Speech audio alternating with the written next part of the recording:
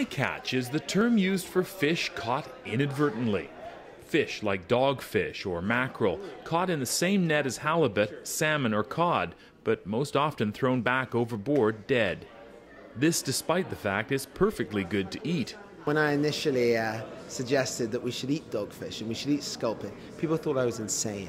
Slow Food Vancouver Island and Gulf Islands is working with the London Chef Cooking School in Victoria to change the attitude about bycatch.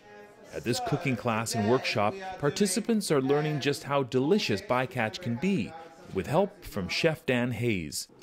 The man that supplies these to me has been in the fishing industry for 40 years, and I had to teach him how to skin one. It's really great for Slow Food to put on events like this because it's a fun way of learning about the food that you eat, and we don't ask enough questions about the food that we eat all the time. The often maligned dogfish, known in other regions as rock salmon, is sold in many fish and chip shops in the UK. Take your knife, go underneath the loin, and run it all the way along. Rolled in egg and breadcrumbs and fried in oil. The results are amazing. I had no idea that dogfish could taste so good. I just loved it.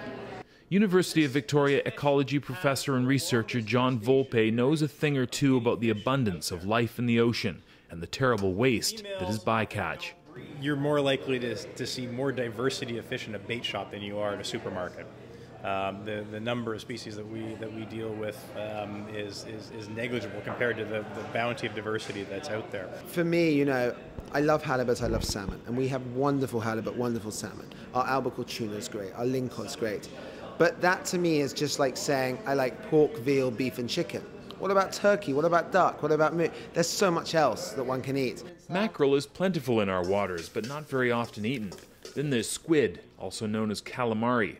It's gaining popularity around the world, a sign, Volpe says, of a declining fishery. Squid is becoming a more and more common seafood around the world, largely because there's more of it. And why is there more of it? Because we've killed all of its predators.